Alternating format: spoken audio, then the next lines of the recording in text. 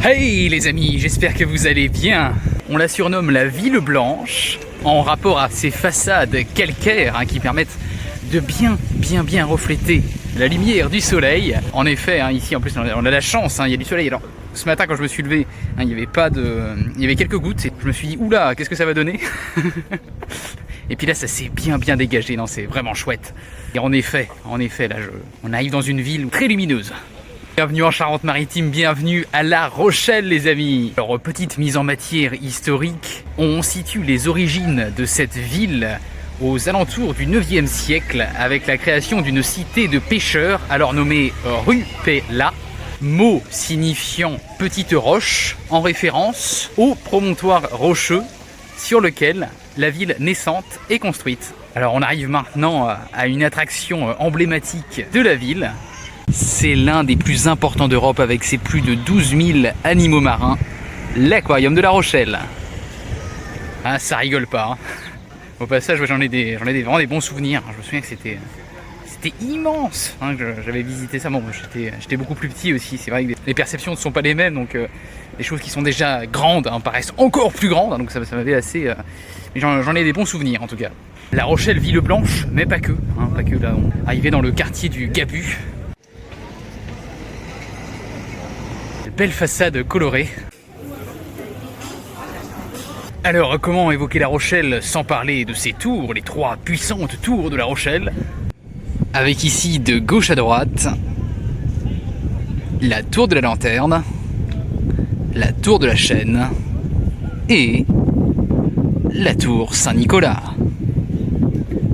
Colossale tour Saint-Nicolas qui d'ailleurs a la particularité, je ne sais pas si vous en rendez compte en vidéo, de pencher légèrement.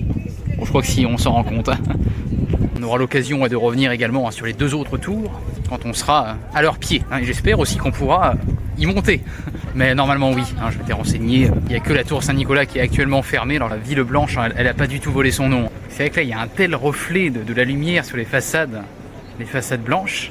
J'ai pas pris les lunettes de soleil, mais il y aurait presque besoin. Ah, j'ai enfin trouvé la petite carte postale habituelle avec le blason de la ville. J'ai rarement vu une ville avec autant de cartes postales.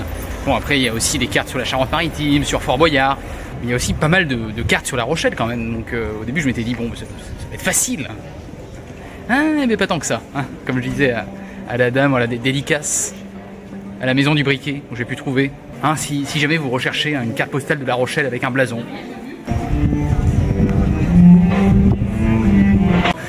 Dédicace à Lélia, jeune fille qui m'a reconnu. C'est vraiment dingue, c'est la première fois que ça arrive. Que quelqu'un dans la rue me fasse signe. Voilà, petite photo, c'est marrant. C'est très marrant. Et nous arrivons maintenant à la porte de la grosse horloge qui doit son nom à... Bon, est-ce que j'ai vraiment besoin de vous le dire ?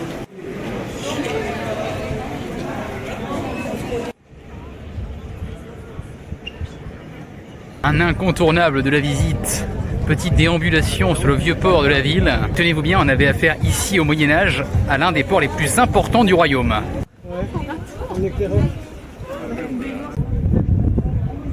On y arrive, la tour de la Chaîne. À l'époque, avec sa cousine, la tour Saint-Nicolas, elle était chargée de garder l'entrée du port.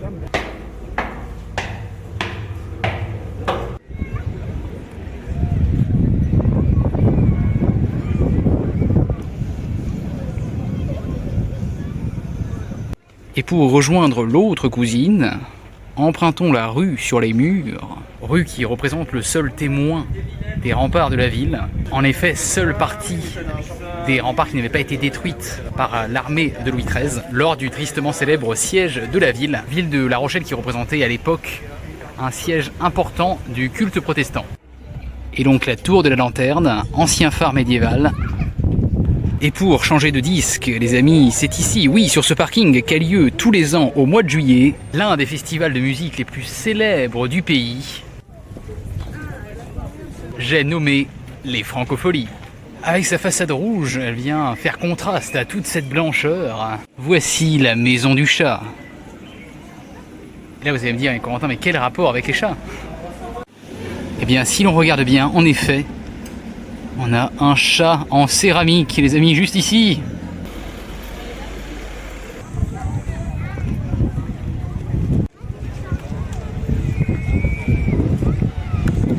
rue de l'Escale, seule rue ici où l'on peut fouler des pavés en galets. Et pour la petite histoire, ces galets sous mes pieds proviennent de navires marchands étrangers où ils étaient utilisés pour lester les cales des bateaux, venant à vide avant de repartir chargés de marchandises françaises.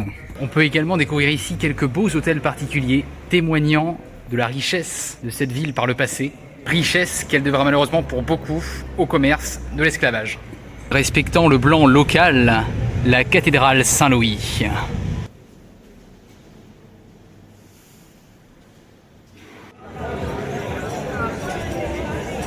Et les amis, merci de réserver un accueil triomphal au plus ancien hôtel de Ville-de-France. Avec une mairie assurant ses fonctions depuis le XIIIe siècle. Ça fait plus de 700 ans quand même. Et merci à Anne pour cette photo. Anne qui est originaire de la préfecture de l'Ille-et-Vilaine, Rennes. Et c'est sur cette 26e photo traditionnelle que s'achève cette visite de cette éblouissante ville de La Rochelle. Si jamais vous êtes en manque de clarté dans votre vie, venez à La Rochelle. Tout y deviendra immédiatement plus clair. En tout cas, j'espère que cet épisode vous a plu. Si c'est le cas, petit pouce en l'air sous cette vidéo. Pour l'heure, il est temps pour nous de reprendre notre route des préfectures françaises en continuant avec les villes en roche.